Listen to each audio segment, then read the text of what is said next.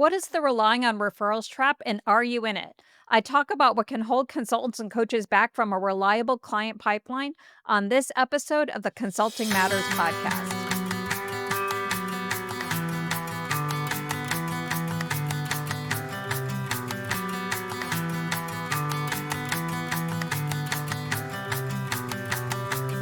Welcome to the Consulting Matters podcast. This is the show for purpose driven consultants and coaches who are ready to own the power of what they do and grow a business that reflects the impact and income they're here to make. I'm your host, Betsy Jordan. I'm a business mentor and a brand positioning and messaging strategist for remarkable consultants and coaches and their unique strengths. You can find out more about my personal branding services on my website at www.betsyjordan.com. And don't forget, Jordan's with a Y. So, let me tell you a little bit about what we're going to be talking about today by starting off with a quiz. So, I want you in your mind to think, agree or disagree with the following statement. Referrals on repeat are the dream. So, I want you to think about it. Where are you standing on that one?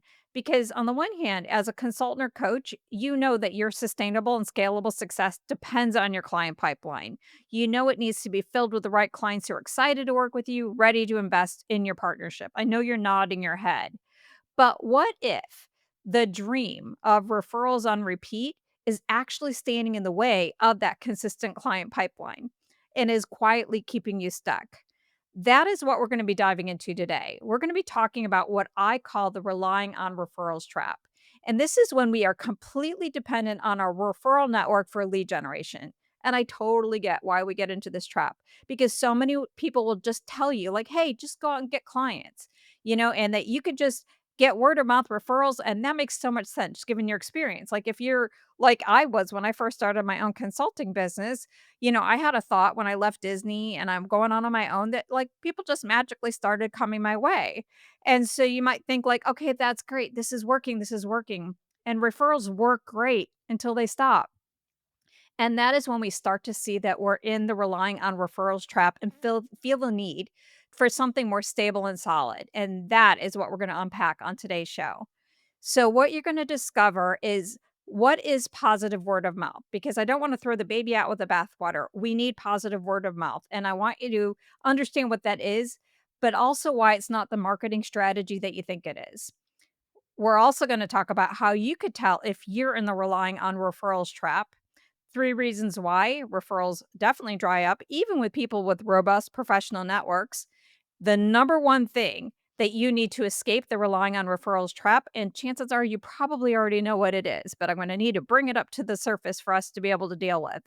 And also, how do you use your relationship skills to build a predictable client pipeline? So, if you're somebody who's an extrovert who likes to go out and meet people and that's how you want to grow your business, great. You can get that predictable client pipeline, and I'm going to tell you all about it.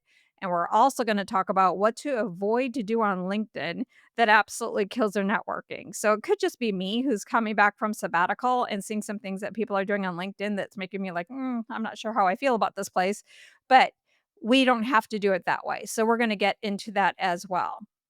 So tune in and start building a dependable way of getting clients without the chase and hustle and without playing small, because you really deserve this and you deserve to be able to do it in a way that supports your way of wanting to get clients. So, when you're done listening, I also got a bunch of new freebies. I told you all about it in my last episode. They're all on my website around how to position yourself for the right clients and the strategic opportunities. But there's one I really want to highlight on my website, and it's a guide to help you refine your messaging so that when you're asked, what do? You are able to explain it in a way that people who you're talking to will be able to nod their heads and say, oh, yes, I'm your ideal client. Or I know exactly who to introduce you to.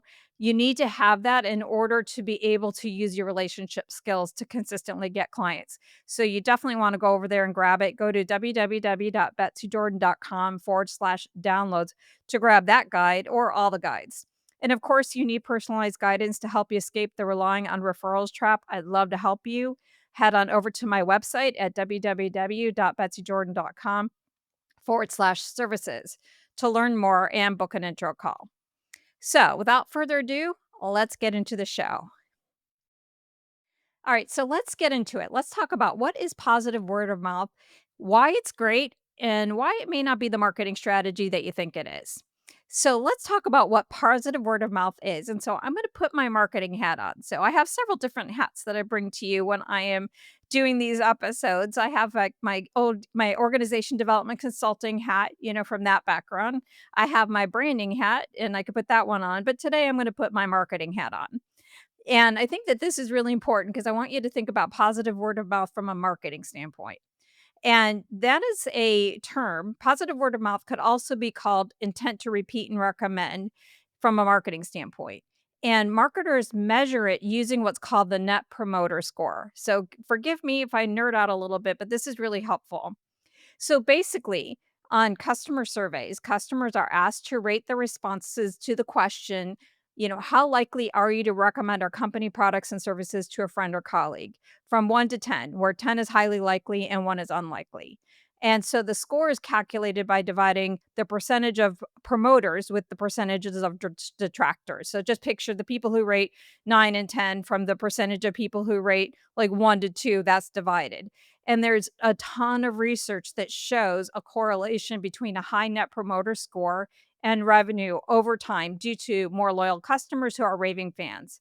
So, that said, I'm bringing this up because I want to say word of mouth, positive word of mouth is something that we all really want. Of course we do, especially from the clients who we love working with and who we would love to work with again and who we would like more of that exact kind of client. That is great.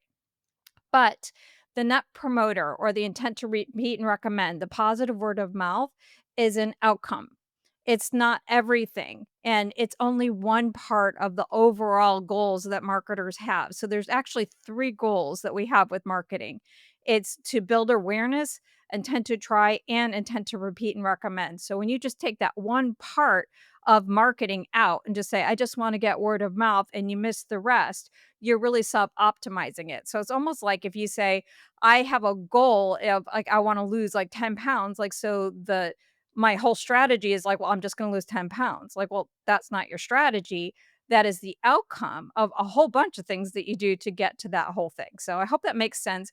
But I really want to be clear that what I'm talking about in the relying on referrals trap is not to say we want to give up positive word of mouth. We need positive word of mouth. That is a great sign that everything that we're doing is working. So you definitely want that. So now let's get into what it means to be on the relying on referrals trap and what that means. And relying on referrals means that you're really just exclusively dependent on other people to introduce you and recommend you to new clients. It's almost like you don't personally go after your own clients, you go through somebody else. Like there's someone in between. So it could be your past clients that you want to do that work for you. And that's not bad at first, like where you are waiting for your past clients to do it. Like, for example, like when I was in what I would call my freelancer stage, I did that all the time. I didn't even think of anything else because I was so brand new.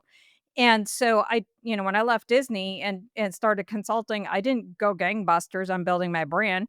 I thought, well, maybe I'll start consulting, and some of my colleagues who had moved on from Disney to new companies found out and they wanted to bring me in. So they started calling me. And that's all I did to get clients. So in my naivete, I was calling it my putting out good juju phase. Like, oh, I put the good juju out there and look, the universe delivered, and that was all great until I wanted something more stable. So a lot of times we start off with depending on other people to introduce us to new clients when we're new. And that's not really a trap. That's just a phase. My client Jennifer, before we started working together, she had that same situation, but she did not have to go very far for her first client. When she left her former company, they brought her instantly back as a consultant. It was probably more a contract worker the way I see it now and the way she sees it now, but she got work right away. So it's like, okay, great. Past clients will just keep referring me. And then it works until it stops, and you want something more stable. So that's when she connected with me. So, one source that you might be going through to get to clients is your past clients. Another thing that we do to rely on referrals is instead of doing things to meet and connect with our potential clients directly, we do things to meet and connect with people who can introduce us to our ideal clients. So, what this looks like is like subcontracting with firms. So, instead of us going out and getting work, we go subcontract with somebody else who's getting the work. Or we might do a lot of like networking to connect with other more established consultants or coaches. And maybe we set up live or virtual coffees and we're like, hey, you're doing really well. Maybe you can like send me some of your carryover work, or maybe you could bring me in. Or we go to industry focused networking events for the purpose of finding people who could introduce us to clients. People ask me all the time because of my organization development background and being in Florida, is they're like, should I join the Good Network, the Greater Orlando OD Network? And I'm like, Good is a great organization. But go there specifically if you are looking to build your relationship base with your colleagues and get that support. Like, that's awesome. If you're doing it from a marketing standpoint, I would rather you go to events that your clients are at. That's more of a not relying on referrals. You're networking to go where your clients are. But if you're going to networking events thinking like, well, maybe somebody could introduce you, that's relying on referrals. Or maybe you do a lot of networking to make connections with internal leaders. Like maybe you try to find HR people who are trying to manage like a preferred provider list and you want to get on their list for coaching or for other kinds of like training work or that kind of thing. So you're relying on somebody else to introduce you to your clients. That's what I mean by relying on referrals trap. So the relying on referrals trap isn't just about the activities. It's about doing these things for too long and at the exclusion of doing other things that you could be doing to pursue your own clients directly. So the trap really is, it's not about the activities. Some of these activities are very empowered if you make that as a choice. But if you are doing nothing else and you're just constantly going through other people, then you might be in the trap. So let me give you some examples. Rachel is a qualitative research with a ton of experience. And so when she first went on her own, she decided to start with subcontracting with other more successful consultants, which is great. And it was great until years later, she's still doing the same work she's done for years, investing all of her time and money building someone else's brand while making a fraction of what she could if she landed the clients on her own. So sometimes maybe she posts things on LinkedIn and hits some networking events with her research colleagues, but not her clients. Rachel is in the trap. But on the other hand, Keith is not in the trap, even though he sometimes subcontracts with other colleagues. So Keith has done the work. He's invested the time and money and built his own brand, and he's got a really cool, amazing brand that's all around his unique expertise in bringing the arts to business and the business to the arts. And he pursues his own clients. But when exciting work comes up, along with the opportunity to partner with other people he enjoys working with, he says yes. Why not? It's not the totality of his business because he's really taken responsibility for his own brand and he's still going out and getting his own clients. But why would you say no? So again, it's not around the action itself, it's why you're doing it. And only you can really tell why I'm doing it. You know, if I'm am I doing it because this seems like a great opportunity, or am I doing something because it's like, well, I'm a little nervous to go out and I'd rather have somebody else talk about my work. Another example is Scott. He's a fractional CFO. And when he first went on his own, he reached out to his network. That's a great strategy. I would recommend to everybody I work with when we launch their website after we go through all of the branding work, your first order up for bids is to let your network know what are you doing, what are you up to, and ask for introductions. That is a great thing you should do right away at the beginning. And so that's not a trap doing that. The problem is that when he kept doing that and only that years later, he would spend a lot of time, trying to find people that he can, latch on to who could introduce him to clients, but nothing really that put him out himself out there to find his own clients. So the trap is partially where you're going through other people, and it's partially going through other people at a time period where you've outgrown it and you should have done something new and added on to your mix of how you're doing things. And so that's where the trap is. Like, trap means I'm holding myself back from what I should be doing next because at a different phase, different things are more relevant and important. So now we're clear about what it means to rely on referrals, how it's different than positive word of mouth, which we all want. But let's talk about why referrals actually dry up, even with people with robust professional networks. So let's talk first about waiting on positive word of mouth to do all your work for you. without doing anything else marketing wise, nothing else to drive your brand awareness or intent to try. You are tying your client acquisition to the behaviors of your past clients. So you're sitting there, fingers crossed that they remember you. But more importantly, they think of mentioning you at the right times and that they're motivated to go the extra mile to set up the introduction.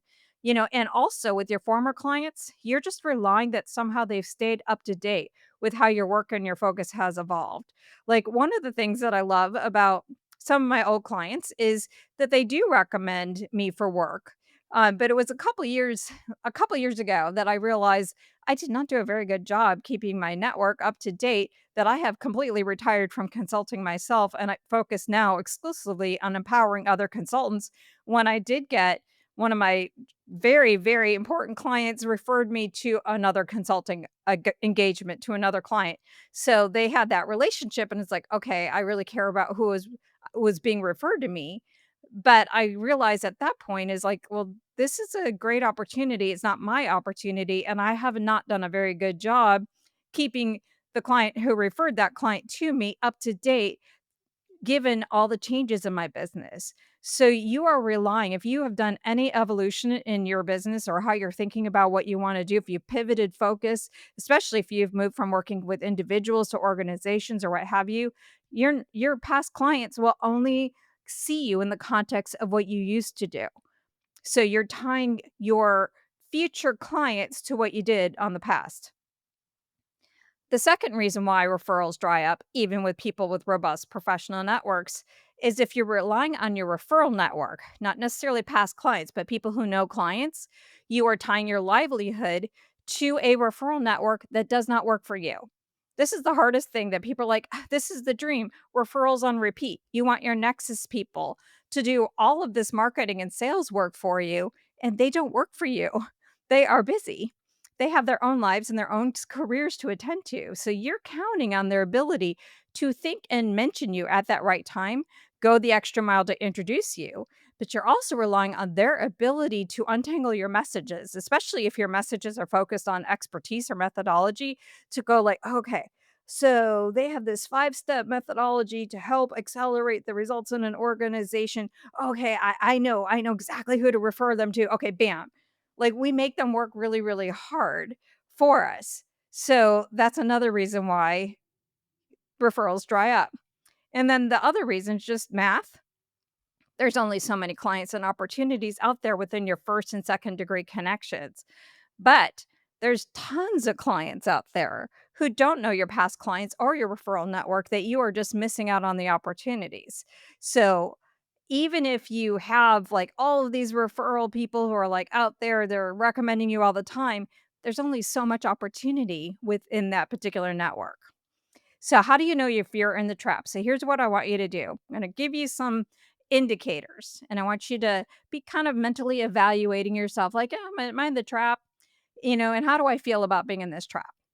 So, one way to know if you're in the trap is you don't go after your own clients directly. You go through other people to find clients. Or you'd rather avoid marketing and sales altogether. Like, you kind of have mixed reviews about it. Like, yeah, I really want to get clients, but the work to get those clients, not so much. And I'd much rather have other people talk about my work and bring me in than me talk about myself. You sit around and you're like, oh, I have no clue where my next client is going to come from. The referrals you get are hit or miss. Some are really great, others are way off. And I think the biggest feeling about how do you know you're in the trap is really actually it's a feeling. It's just you feel ick. You just feel like I'm not achieving what I set out to achieve when I started my business. Like, I started this business because I want control over my career, my time, my earning power, and I just feel like I'm just giving it away. Like, I'm not getting that control that I wanted. So, think for a second, are you in this trap? And if so, what do you wanna do about this control that you might feel like you've given away? Do you want that control back? Do you wanna have a sense of agency, a sense of ownership over your results and your client pipeline? Really answer that question. You got it? Okay. So let's move on to the number one thing you need to escape, and you know what it is. You already know what it is.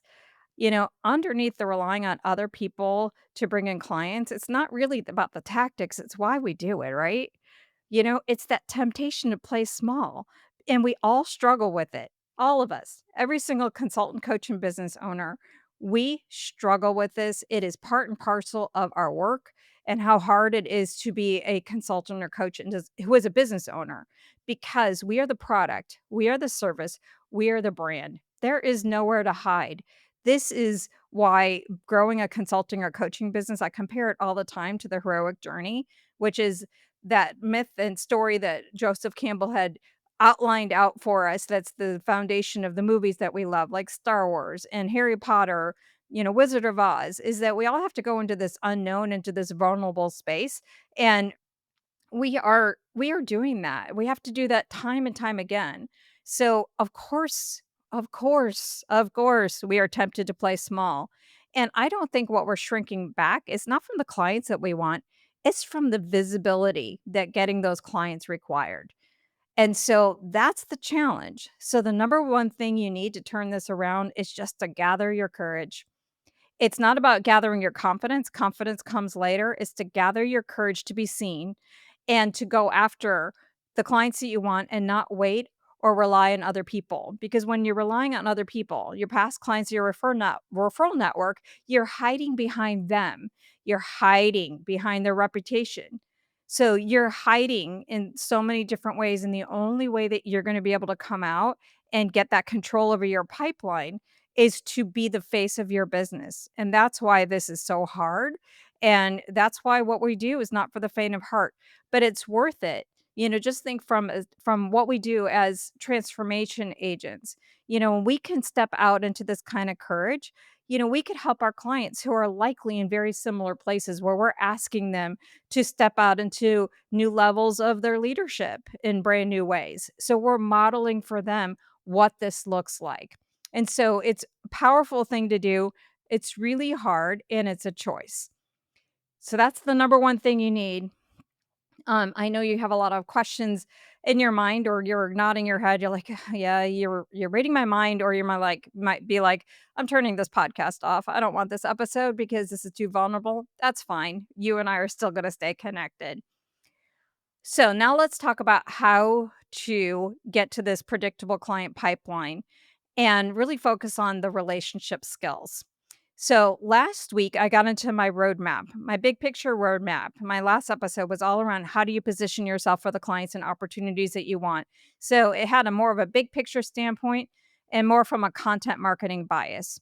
Because that's the way I am. I really like content marketing. That works for me. I'm somebody who's an introvert and a creative, and that's how it works for me. But in this episode, I wanna paint a picture for people who are different from me. I wanna show you how to create that client pipeline that you're in the driver's seat of if you're more of an extrovert who loves connecting with people. And I cannot for the life of you see yourself sitting behind a computer day after day after day trying to master the complexities of content and digital marketing. So I want to show you how to create a relationship driven, networking focused marketing system. I want to be clear on that. Relationship driven, networking focused marketing system. There's three parts of it. It's using your relationships, but also from a strategic standpoint of networking, and it's a marketing system where you can use your ability to develop authentic, win win collaborative relationships to attract the clients you want on repeat. It's not referrals on repeat, as it's not relying exclusively on others out of their own goodwill to drop clients to you. It's about pursuing proactively the clients you want in a consistent way. So that's this revised roadmap for the relationship based extroverts in my audience and who really want to still use their relationship skills. And I think that's great. So, step one, still the go, no go point, no matter what, for any type of marketing that's effective, is about clarity on your ideal client, who they are, and the context for your help. That's the go, no go point. You cannot ask people and network and connect with people to find your ideal client if you have no earthly idea who that person is and the problem you solve. And alongside that is that clear messaging that makes it easy for everyone you meet and who asks you what you do to instantly get like, oh, yes, I'm your ideal client, or, bingo, I know exactly who is your ideal client. If you're not clear on exactly who is the right client you want to work with and the context for your help, I promise you, with 100% certainty, with all of my heart, neither will anyone else you meet through networking. So, one thing you need to have on the ready all the time is what I call your networking what I do script. This is a conversational way to talk about what you do. This is one of the big deliverables that my clients get in my VIP strategic brand building program, where we create it and more importantly, we practice it. I'm not going to lie, it's not that's not one of the favorite things that they do is they don't always love the role play, but it's super beneficial. I can go on and on about this. I have training on my YouTube channel. I'm sure I have a podcast on the What I Do script because this is such a core part, but I'm just going to give you a quick overview of this script. It really has three parts. So somebody asks you what you do. What you don't do is to say, "Oh, I'm an OG consultant." That might have been something I might have said back in the day. Or, something vague like, "I ignite leadership and organizational transformation." Stuff that makes people go, "What the heck are you talking about?" Now, what you do is you start off with, "So you know when," and then what you do is paint a narrative about your ideal client. This is the most important part of the script. If you get this part, everything will flow. And you start off there, and then you go into what I do is then instead of sharing your title or credentials, you paint a picture of what you help your clients do, which leads to, and you end strong by sharing the value that your clients get by virtue of working with you. So I had some friends of mine who work for Google, and they were telling me about some of the ways that I was talking about what I did and how I was doing it all wrong because I would do that, crazy, like, "Oh, ignite leadership and organizational potential." And they all look at me like, "I don't know what you're talking about." And they're the ones who started introducing me to this whole idea of the "so you know when" what I do. And it's like everything shifted in my head at that point in time. So I tried it out at different networking events instead of like that whole like ignite leadership, whatever. What I started to say is, so when companies are going from this size to the next and the wheel starts falling and the leaders start finger pointing, you can't see me, but I'm acting out these phrases. And all of a sudden I see all these head nods and everyone's like, yes. I'm like, ooh, this script is different. People are engaging. I painted a picture that they totally related. Whatever I said afterwards did not matter. But what I do is like I would say, well, what I do is I align senior teams around agreed upon strategic priorities, which help them grow smart, not hard. That they got. They didn't get anything about like, "Oh, I help, like, ignite transformation," and all the aspirational things I was saying. They didn't get when I talked about, like, I'm an organization development consultant. I painted a clear picture. And so with this script on the ready, even if you do nothing else in this roadmap, nothing else that I'm going to share with you today, this will completely transform your networking. Because not only are you going to get more head nods and people leaning in and wanting to learn more, but a natural way to move the conversation from the event to the follow up intro call or coffee. So that's the first step. As another reminder, I mentioned that I had a four-part script for a messaging guide on my website. This is what it all goes over. It doesn't go into the details of the entire script, but at least you get the foundational messages. Head on over to www.betsyjordan.com/downloads and grab this guide. So step two. Okay, so now we're gonna talk about website. Even if your clients are gonna come through the relationships you're personally creating, you still need a website. Positive word of mouth is only one of three goals of marketing. Another goal is to drive intent to try, and that is where your website fits in. All future clients will check out your website, period. It happens all the time. And what they find shapes their thinking if they want to move to the next step with you and how much they think you're worth. So here's how your website influences intent to try. So let's just say, I don't need a website. You just think it's no big deal. I'll just, use a LinkedIn profile or whatever. So somebody comes to you, you do all this work, you meet a potential client, they check out your website and it's absent. And they might be thinking, is this person really in business? Is this their full-time thing or a side hustle? And then when they can't find it and they can't find your contact information, they're like, it's too much effort to even connect with you further. Or let's say you do have some sort of website, but it's just really hard to navigate, methodology heavy, not really attractive. They might be thinking, can this person help me? Do I want to stake my reputation on them and bring them in? And if they cannot find your contact information or how to book a call, they might be like, oh my gosh, why are they making this so hard for me to connect with them? And then they pop off. But If your website offers an engaging experience to people who you have met through all of this networking you're gonna do, and it makes them feel like, I'm in the right place. They totally get me. Oh my gosh, their copy, it feels like they're reading my mind. And this person knows exactly how to help me. And they have the credibility to back it up. And there's this big button at the top that says book an intro call. It takes them an online calendar. You just created an easy button experience. Like you've just taken out all of the friction that it might take for somebody to work with you.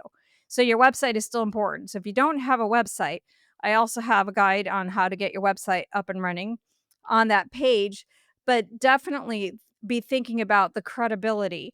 And this also will help you get out of that whole playing small thing. It's been so interesting for me lately. I've been adding another little service on the side with my clients where I help them on their actual photo shoot day.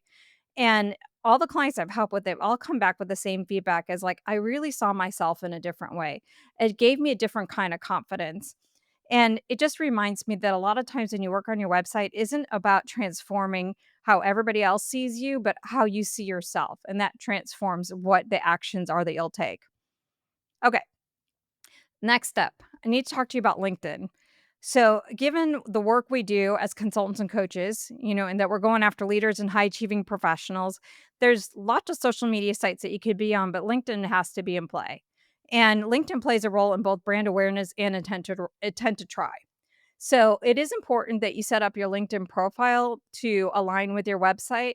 But I'm just going to say some things about LinkedIn. And I don't know if you're in my same boat, but LinkedIn coming back after a sabbatical of just seeing like how spammy it's gotten. So here's some things to keep in mind. LinkedIn, in comparison to other social platforms, it's a 24/7 networking event. Like, you couldn't really say the same thing about other platforms. Like, if you go onto Instagram, it's not really about networking. It's about other things, but it's not that. The keeping it real rule for LinkedIn is if you wouldn't do it at a live networking event, don't do it here. This is what I keep seeing people doing all the time. All these DMs I've gotten lately. They walk in a room. Like, would you ever go to a networking event, walk in a room and say hi to someone and immediately pitch them?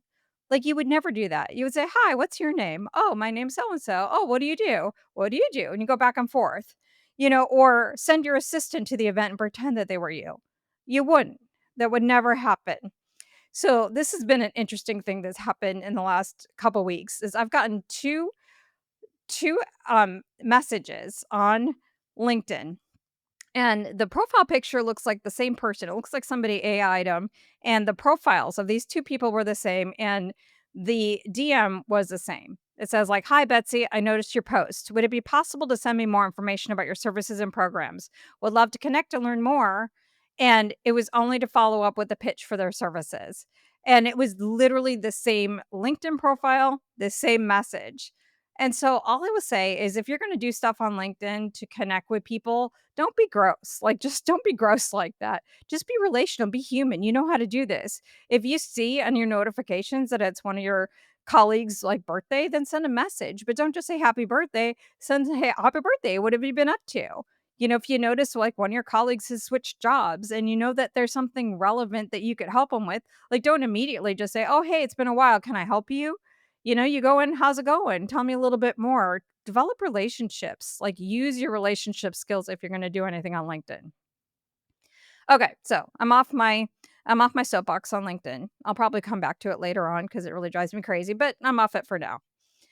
So, step 4, the other goal of marketing. So, I mentioned that there's 3 goals of marketing: awareness, intent to try, intent to repeat and recommend. Now we're at the section around doing tactics, intentionally choosing networking tactics to build awareness in a relational, not transactional way. And so if you're going to leverage your network, which you might do, like where you still might have part of your activities to be working through the people who know the people who might know the people you want to meet. It's about doing it on a daily, regular way. It's about daily sending out emails. Like one of the things that I offer my clients when they are just launching is I have a whole spreadsheet that they can use to list out all the people in their network, former clients, former colleagues, Nexus people, and a way to track it so that you're doing like a very personal and strategic approach to constantly sending out those emails and phone calls and setting up those meetings so that you can create that connection. But you want to make sure that you are offering help as much as you are asking for something from them. Like always be thinking about the two-way benefit. So if you are going to go through a third party to get to your ideal client, make sure that that third party is just not a somebody that is like a utilitarian means to your own ends. Like think about like, well, what can I do to benefit them? How can I help them? But then the rest of your work is doing networking to go where your ideal clients are. So it's about weekly looking for networking events where your ideal clients go and attending those events. Or maybe it's creating your own networking events for those clients. Maybe it's your own meetup group for the clients that you want to help, or going to meetup groups, or maybe it's like starting a leadership roundtable or breakfast. Like it's creating something where you're bringing those people to you. And then the piece de resistance, the most important, if you're going to do something that's a live personal thing, go for speaking opportunities for professional associations and events where your clients go to, where you can offer something of value to their audiences in exchange for that exposure. Like that's a way that you are showing up as strong as possible, where you are showing up as the expert, but still being of service. Like one of the most fun things I've done. So as I mentioned, I've been on sabbatical for a while and I had a my first speaking opportunity with the International Coaching Federation. So much fun, and I had an opportunity to go in there as a speaker. Like I'm not a part of the association because I'm not technically a coach, but I have something to offer to that particular audience about building their brand. And so it was really fun. It's a win-win. And there's a ways to create relationships. So I wound up with several intro calls out of that particular meeting, and I had no sales pitch. I also got a chance to reconnect with a friend that I hadn't seen for a while. Like, there's a lot of really great opportunities there. And then finally, we're at step 5. So now we're at the intent to repeat and recommend marketing outcome phase. How do you get that repeat and recommend? Is it's not just about like doing work, it's doing work that goes above and beyond.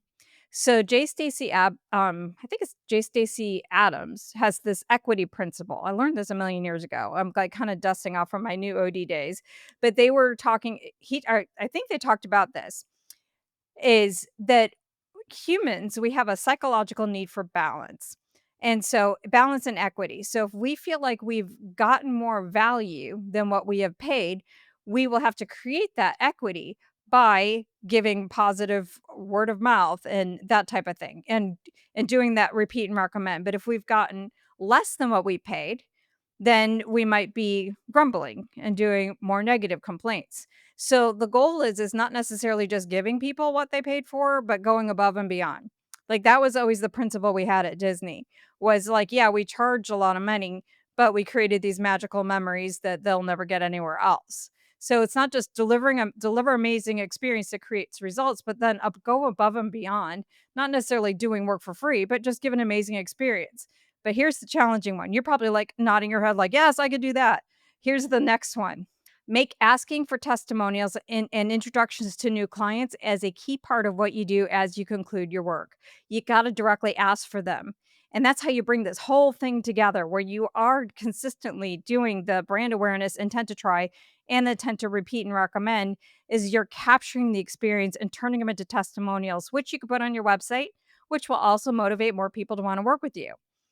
And then you also I have to ask them. So not there's a difference between I'm relying on referrals or I'm relying on word of mouth where I'm just waiting on the goodwill of my former clients to give me introductions versus asking. You need to go ahead and ask for those introductions. So, the bottom line of everything that we've been talking about today, to escape the relying on referrals trap is to rely on yourself, to move the locus of control from your past clients or the referral network to yourself to go after and find your own clients. That's what we're really talking about, bringing your agency back inside yourself and taking the reins on something that you really have to take responsibility for and also having to overcome, whatever is keeping you from wanting to do that, which is totally understandable. So the recap of what we talked about is it makes total sense that we could easily fall into the relying on referrals trap because of the pure vulnerability of what we're doing as consultants and coaches.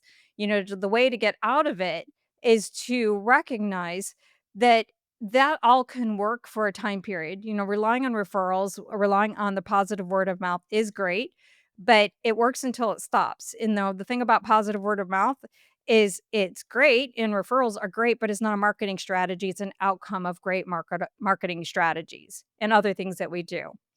And if you are an extrovert and you want to build a way of consistently getting clients by using your relationship skills, then you have to strategically and build and implement that system to achieve that goal. Like you have to do things on the regular basis. Like it's just if you want a consistent pipeline, you have to do consistent actions. And in your case, if you're an extrovert and you want to do that, then you have to consistently be setting yourself up to be where you're gonna be meeting those clients. So, that's the recap. What can you do next? Well, to help you with that no go point of identifying your ideal client, make sure you grab my guide at www.betsyjordan.com/downloads. Um, I would also encourage you as a next step is just to be reflecting on what might hold you back from your potential. Like it is a lot easier to rely on other people, to hide behind other people, but what could it look like to start thinking about like stepping out of that hiding into greater visibility that really is just an act of service for your clients? Like what can you do to reframe that? And the third thing that you could do is, of course, if you need help, I would love to help you. Head on over to my website to learn more about my personal branding services, and we can definitely help you, quickly overcome this relying on referrals trap. So that's a lot. That's it for today's episode. If you enjoyed this episode, please be sure to hit subscribe wherever you're tuning in. Pass it on to your colleagues and friends. Would love, love, love if you could take a minute to rate and review on an Apple Podcasts. It'll help more people find the show, especially now as I've just repositioned my show. So I would really appreciate it. And until next time, thanks for listening.